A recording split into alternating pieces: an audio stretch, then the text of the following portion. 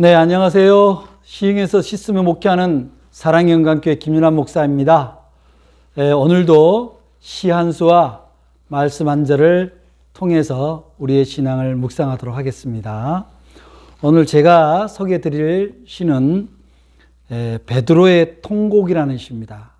이 시는 이제 부활절을 앞두고 우리 신앙인들이 예수님을 여전히 부인하고 살아가는 우리들의 삶을 돌아보며 베드로의 심정을 헤아려 본 그런 시입니다.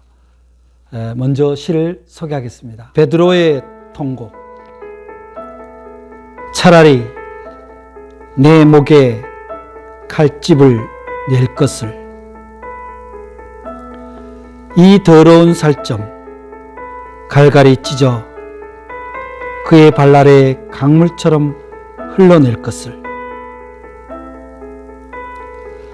부정의 고통을 그에게 짐지우고 뒤척인 밤이 비록 괴롭다 할지라도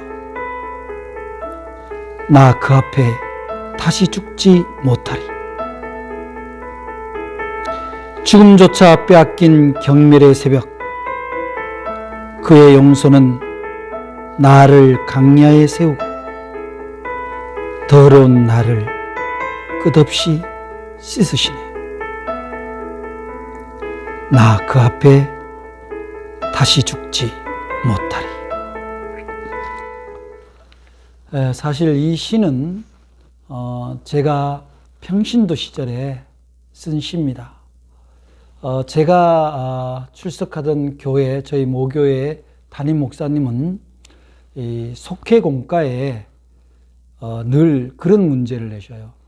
그 당시도 누가복음으로 속회공과를 할 때인데, 이제 예수님이 이제 십자가에 달리시기 직전 가브리엘 대제사장 마당에서 예수님을 부인하는 장면이 나오고, 그 다음에 닭이 3번 울 때 통곡하는 장면을 나옵니다. 거기에서 자신이 닭이 3번 울 때 베드로가 통곡했던 그 심정과 자신이 예수님을 어떻게 믿고 섬겨왔는가에 대해서 함께 생각하면서 그 느낌을 일기문처럼 써봐라 라는 것이 그때의 속회 문제였어요. 그런데 저는 그때 아직 신학을 결심하기 전이었는데요. 출판사가 어려워지고 여러 가지 시달리고 있었을 때입니다. 힘들 때. 그런데 문득 그런 생각이 든 거예요. 내가 기독교인이라고 하지만 사실은 내 필요에 의해서 예수님을 믿는 건 아닌지, 내 필요에 의해서 교회를 다니는 건 아닌지, 내가 더 소중하고 내가 더 갖고 싶고 내가 더 추구하는 일이 내 앞에 닥치면 늘 예수님은 뒷순이었어요. 베드로가 두려움에서 예수님을 부인했던 그 대제사장의 집의 여종이 당신도 예수와 함께 있지 않았냐라고 했을 때 부인했던 그 부인의 보다 오히려 더 무의식적이고 또한 비신앙적인 부인은 있었다라는 회개가 일어났습니다. 베드로가 닭 3번이 울고 통곡했을 때,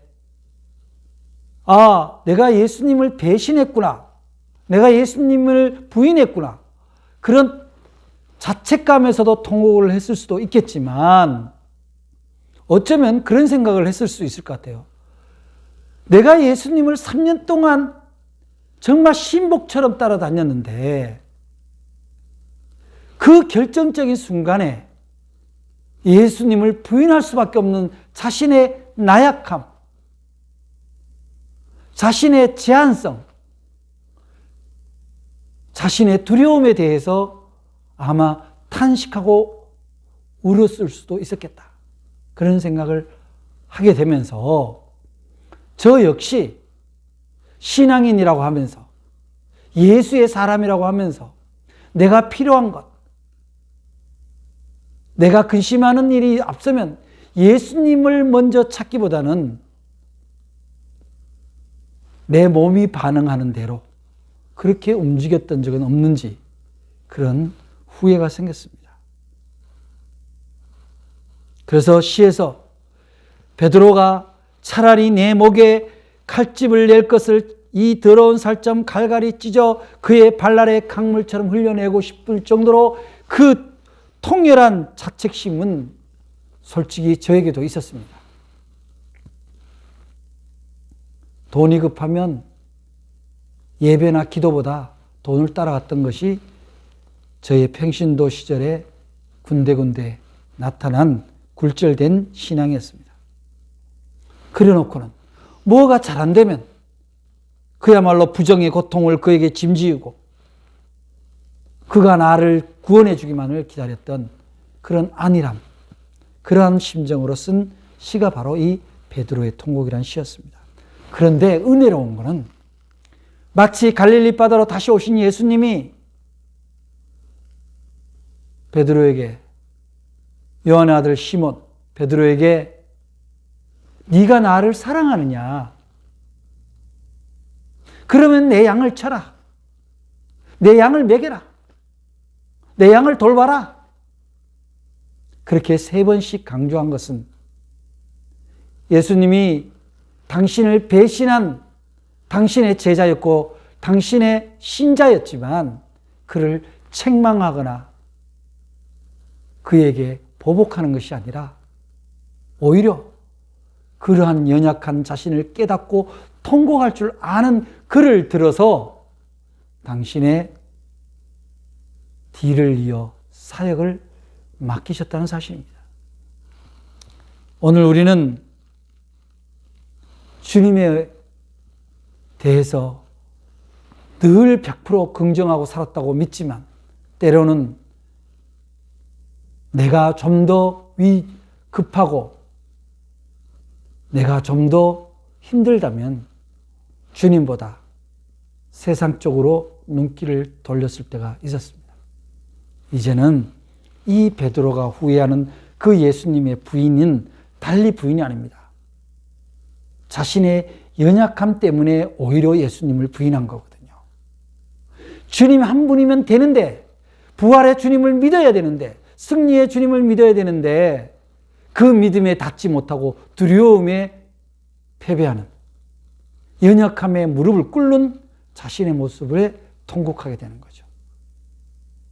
우리가 부활의 기쁨을 누리는 것은 우리가 강하기 때문에 누리는 것이 아니라 우리의 연약함을 인정하고 주님 앞에 무릎을 꿇고 주님을 의지하는 걸로부터 우리는 다시 부활의 예수님을 만나는 겁니다. 갈릴리 바다에서 업으로 돌아간 베드로가 다시 예수님을 만나 사역을 시작했던 것처럼 우리는 이 핑계 저 핑계로 예수님을 부인하는 그런 왜곡된 신앙이 아니라 언제나 주님 앞에 자신의 연약함을 고백하고 죽을지라도 주님을 놓치지 않는 그런 믿음의 사람이 될 때 회개하여 돌아와서 다시 기독교 운동을 일으킨 베드로가 될 수 있을 거라고 믿습니다. 베드로의 통곡이 날마다 있어서야 되겠습니까? 우리의 통곡은 한 번, 많아서 몇 번에 그쳐야지. 이제부터는 우리의 죽음은 주님의 용서로 끝났습니다. 우리는 주님과 더불어 영생을 살게 되었습니다. 더 이상의 통곡은 있어서는 안 됩니다. 여러분, 베드로의 통곡을 경험하지 않은 분은 통곡을 경험하시고, 통곡을 경험했다면 다시 베드로의 통곡에 일어나지 않도록 날마다 깨어 기도하시길 바랍니다.